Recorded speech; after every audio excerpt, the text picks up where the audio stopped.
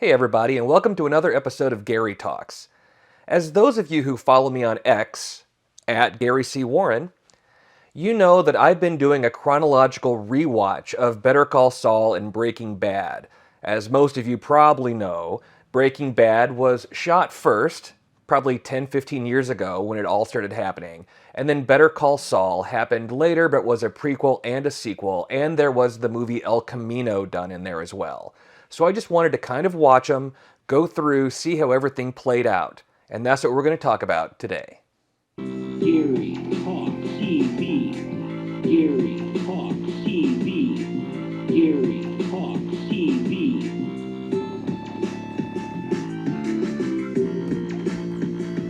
So first of all, there are going to be a lot of spoilers on here. I'm just going to talk about way things ended, things that happened in the show. So if for some reason you haven't seen Breaking Bad or Better Call Saul or El Camino, be sure and go and watch those. They're some of the best shows ever made. If you have watched them and you're curious on what I found, keep watching. I've been a hardcore Breaking Bad fan for years.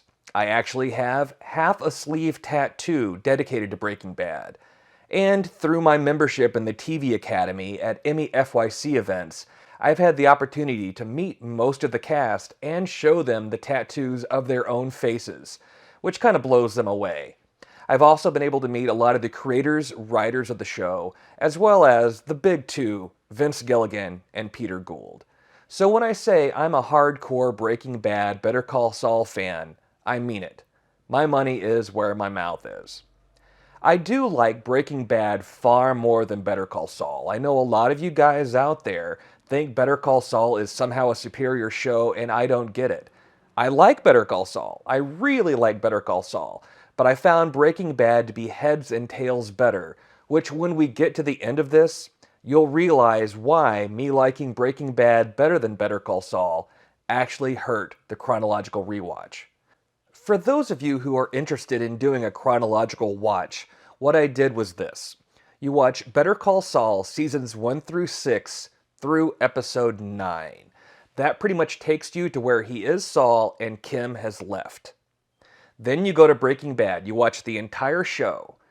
After that, you watch El Camino, and then you come back to watch the final 4 episodes of Better Call Saul. Got it? Okay, let's see what I found. Well, before I started, I really thought that this was not going to work. Better Call Saul was shot specifically knowing people had already seen Breaking Bad, so you would have characters like Tuco show up as a shock. If you've never seen Breaking Bad before, you're like, who's this guy? It doesn't matter. It's not a big reveal. If Hector shows up, it's not a big reveal. When any of the Breaking Bad characters we've met show up, it's not a big deal. So I thought that was going to kind of be a waste. But here's what's interesting. It still kind of worked. Tuco shows up, sure, you don't get the, oh shit, there's Tuco, but you quickly realize this guy's a crazy motherfucker and he's high on meth. But then, in Breaking Bad, when Tuco shows up, when they start mentioning these guys, when Hector shows up, when Gus shows up, people that we've been introduced to in Better Call Saul in this chronological rewatch, it actually works really well. I'd say it evens out. So what we miss from Tuco showing up in the Better Call Saul premiere, we get that same feeling when Tuco shows up in Breaking Bad Season 1. Here are some things that work surprisingly well. There were little tidbits, nuggets, things that were dropped kind of as a wink to the audience in Better Call Saul that paid off really well then in Breaking Bad. For example, in Better Call Saul, we find out that Lalo had Saul make Crazy 8 an informant for Hank and Gomi. Then in Breaking Bad, we hear that Hank and Gomi have an informant missing, which is Crazy 8, and it really pays off then when Walt kills him in the basement of Jesse's house. Something that was really just a throwaway kind of beat in Better Call Saul now had a much bigger dramatic purpose. Another thing that worked really well was Saul's first appearance. Now, I think we can all agree that we can't really judge the prequel, the sequel, this chronology based on people's aging and how they look. I mean, we just have to admit we've all aged in 15 years. I know if you took a still of a movie I was in 15 years ago and me now, I don't think it would even be close. So we can forgive it. But in the case of Saul, It actually worked better. When they were doing Breaking Bad, Bob Odenkirk was heavier. So when we see him now, after we've seen him as Jimmy, where he was thinner and better shape, it looks like he has maybe 3-4 years of just the weight of the world on him as he has become Saul. It worked really well. Also, because we haven't seen Jimmy for a season and a half of Breaking Bad, when Saul shows up, it's a really big deal. It's like you cheer, yes, here he is, now we see how it's connected.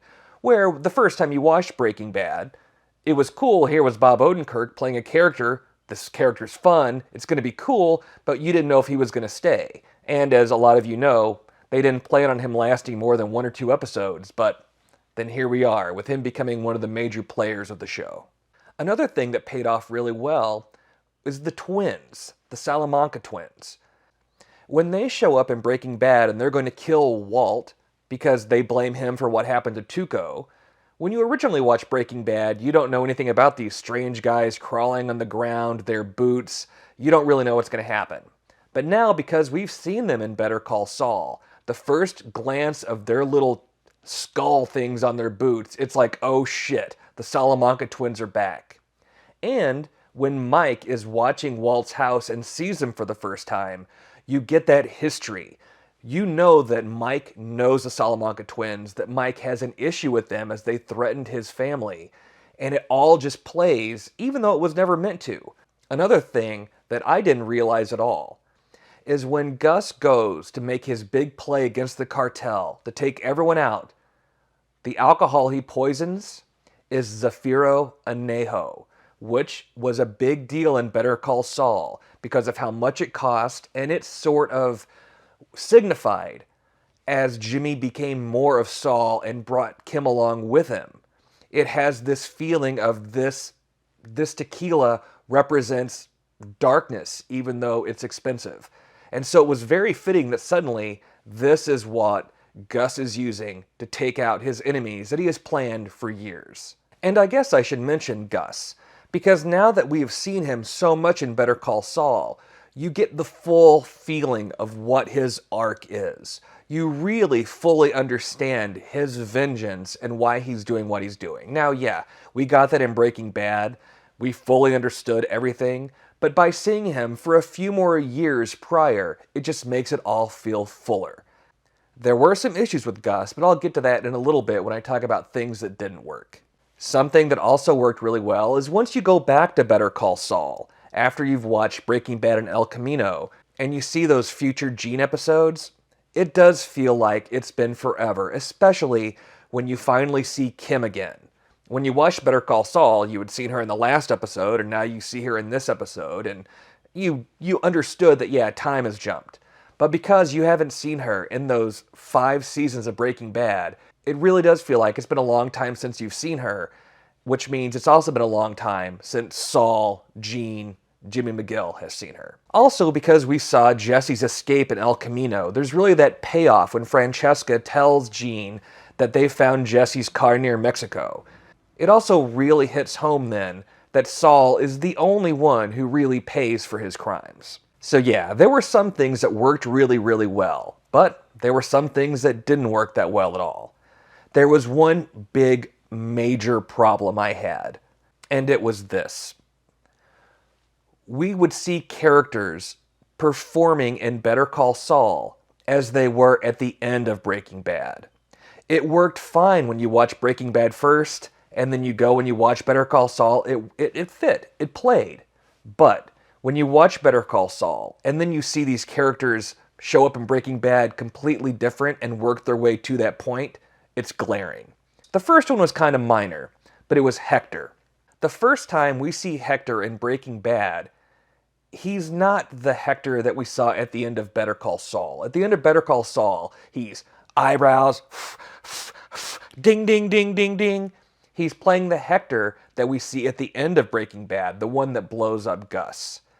But we see Tuco wheel Hector in. He's just kind of sitting there. There's not a lot to it. His facial movements aren't that much. He's not really communicating with his eyes nearly as much as he does in later episodes. I say it's maybe Hector's 3rd, 4th appearance when he goes to see the DEA and shits in his pants. And that's kind of where he becomes the Hector that we saw in Better Call Saul. It was just a small road bump, but it was glaring that he was playing a different version of the character. But there is a much bigger problem, and that's Gustavo Fring. When you watch Breaking Bad for the first time, you don't know the monster Gus is. You don't know the things Gus would do. You don't know that Gus would threaten to kill Walt's baby infant daughter. In Breaking Bad, when you first see Gustavo, you see the character that the world sees. He's kind. He's courteous. He seems like a really nice guy. And as you watch Breaking Bad, those layers of the onion are peeled back until you finally realize the monster that you're dealing with, the monster that Walt has to take down. But in Better Call Saul, he plays that monster from the beginning. From the very first time we see him, he is cold, he is calculated, he is a monster. He is willing to kill Nacho Vargas' dad, who is innocent. He doesn't care. And it's a glaring change seeing him in Breaking Bad being this nice guy. Now, I know what you're going to say. You're going to say, oh, well, we're seeing the character he was presenting to the world, who he was presenting to Walt. I kind of thought that too. I tried to fool myself with that. But there were times that it doesn't work. Such as, we have scenes with Mike and Gus alone together, so Mike already knows the real Gus. There's no reason for Gus to put on a show to be the polite person that he pretends to be to Walt, the world, or to the audience. Yet, Gus still acts polite and nice, and he's not the evil, ruthless kingpin that Mike knows him to be, and it just doesn't work. What's funny, I read that when they brought Walt and Jesse back for Better Call Saul, where they did the whole Mr. Mayhew kidnapping Saul scene from Saul's point of view, they had to coach Bryan Cranston to not be the Heisenberg he was at the end of the show. It feels like somebody missed coaching Gus and Hector, but particularly Gus, to not be the monster that we know him to be. But when you watch it as Breaking Bad to Better Call Saul, of course, it works because we know who Gus is. We would really not accept him as anything other than the monster he truly is on camera. But watching it in this way, it just was a glaring problem. Speaking of Walt and Jesse coming back for Better Call Saul, when you're watching Better Call Saul, it had been years since we had seen Walt and Jesse. We started seeing other Breaking Bad characters pop up here and there, and we just really couldn't wait for that big moment where we get to see Walt and Jesse. When we see them, it was a huge deal. The audience was like, yes, they're back, finally. But when you watch them in this order, you just saw Walt die 2 episodes earlier. If you watched El Camino, then you saw Walt and Jesse together. So then when Walt and Jesse show up here to kidnap Saul, it's not a big deal. It's not a huge problem, but it's just something that I noticed that you did lose that big hooray moment of seeing Walt and Jesse return. My biggest problem with watching them in this order is the way the series now ends. The way Better Call Saul ends. It's easy if you're just watching Better Call Saul to say that this whole show was just about the love between Jimmy and Kim. So it's kind of fitting that the series ends with their relationship and then them being separated as Jimmy stays in prison and Kim goes out into the world. It's a good ending to Better Call Saul. Not the greatest ending because I personally never really bought their relationship, but that's for a whole other video. But when you've watched this entire meth, Albuquerque, Breaking Bad universe storyline, it's just a very lackluster ending.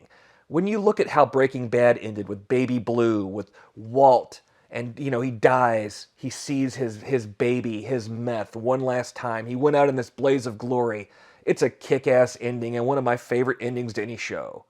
Even in El Camino, as you have Jesse ride off into the sunset in Alaska, it's kind of a fitting end, knowing everything he's been through. But then when you have Saul ending in prison, doing the finger shoots to Kim, she doesn't return him, he's going to be in jail for 86 years. It's a good ending for Saul, sure, but it's not a good ending to this overarching story. For me, if I had to rewatch this again, I would stop the show on the prison bus when everyone starts chanting, "Better Call Saul, Better Call Saul." I kind of think that's a better ending for Better Call Saul itself, but when you watch this entire thing, that feels like a strong ending to the Breaking Bad universe as opposed to, Jimmy just being by himself in prison. All in all, though, I thought this worked far better than I ever thought it would. Is this the way I would tell someone to watch for the first time? Never. I would say watch it Breaking Bad, El Camino, Better Call Saul, the way it aired. But if you're a fan like me, you've seen these shows multiple times, give it a try. You'll be amazed at how well this all worked out. Now for next week's show, I'm going to do something a little bit different. As baseball season is starting next week, I'm going to take a look at my favorite MLB team, the St. Louis Cardinals. Join me then. Gary Talk TV. Gary